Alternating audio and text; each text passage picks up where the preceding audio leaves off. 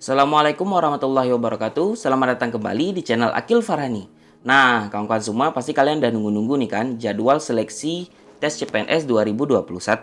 Sebelum kita lanjut ke beritanya, jangan lupa untuk like, comment, share, dan subscribe channel Akil Farhani agar kalian selalu mendapatkan informasi terbaru dari channel ini.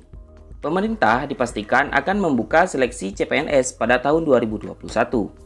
Kepastian itu terungkap dalam rapat kerja Kementerian Pendayagunaan Aparatur Negara dan Reformasi Birokrasi dengan Komisi 2 DPR RI yang diadakan pada hari Rabu 24 Maret 2021. Dalam rapat tersebut, Menpan RB Cahyokumolo mengatakan jumlah kebutuhan aparatur sipil negara atau ASN pada tahun 2021 sebanyak 1.275.387 orang. Total kebutuhan ASN tahun 2021 dengan anggaran yang memang terbatas sudah dipersiapkan dengan baik oleh Ibu Menteri Keuangan dengan instansi di pemerintahan pusat. Itu hanya 1.275.387, kata Cahyokumolo. Dari angka tersebut, kebutuhan ASN terdiri dari yang pertama, instansi pemerintah pusat sebanyak 83.669 orang, instansi di daerah sebanyak 1.191.718 orang.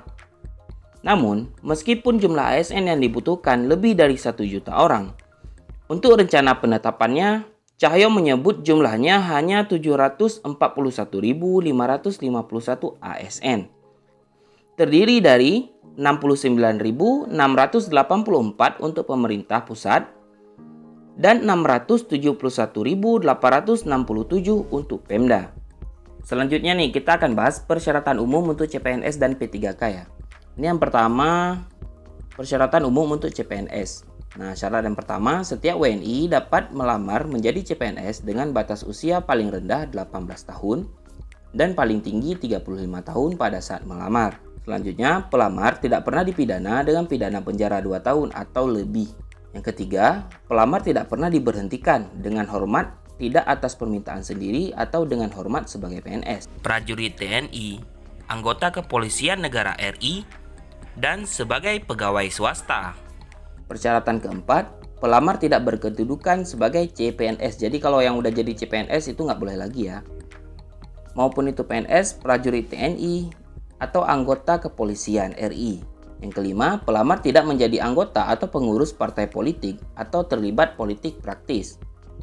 Yang keenam, pelamar memiliki kualifikasi pendidikan sesuai dengan persyaratan jabatan. Yang ketujuh, pelamar sehat jasmani dan rohani sesuai dengan persyaratan jabatan yang dilamar. Yang kedelapan, pelamar bersedia ditempatkan di seluruh wilayah NKRI atau negara lain yang ditentukan oleh instansi pemerintah. Yang kesembilan, calon pelamar hanya dapat melamar satu instansi dan satu formasi jabatan. Selanjutnya, kita berpindah ke persyaratan umum P3K ya. Yang pertama, setiap WNI dapat melamar menjadi P3K dengan batas usia paling rendah 20 tahun dan paling tinggi 1 tahun sebelum batas usia tertentu pada jabatan yang akan dilamar sesuai dengan ketentuan peraturan perundang-undangan. Yang kedua, pelamar tidak pernah dipidana dengan pidana penjara 2 tahun atau lebih. 3. Pelamar tidak pernah diberhentikan dengan hormat tidak atas permintaan sendiri atau dengan hormat sebagai PNS atau P3K. 4. Pelamar tidak menjadi anggota atau pengurus partai politik atau terlibat politik praktis. Yang kelima, pelamar memiliki kualifikasi pendidikan sesuai dengan persyaratan jabatan. Yang keenam, pelamar memiliki kompetensi yang dibuktikan dengan sertifikasi keahlian tertentu yang masih berlaku. 7. Pelamar sehat jasmani dan rohani sesuai dengan persyaratan jabatan yang dilamar. 8. Calon pelamar hanya dapat mendaftar pada satu instansi dan satu formasi jabatan saja. 9. Persyaratan minimal 3 tahun berpengalaman di bidang kerja yang relevan dengan jabatan fungsional yang dilamar.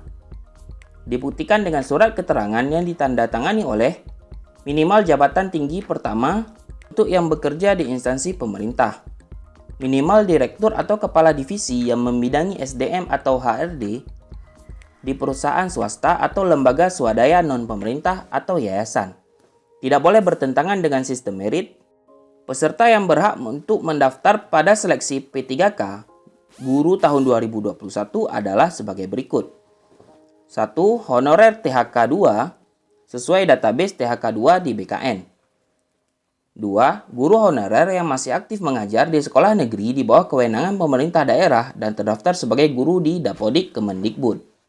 3. Guru yang masih aktif mengajar di sekolah swasta dan terdaftar sebagai guru di Dapodik Kemendikbud.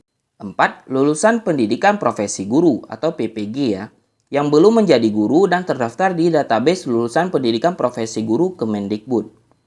Oke kawan-kawan semua, ini dia ya jadwal pendaftaran CPNS dan P3K tahun 2021.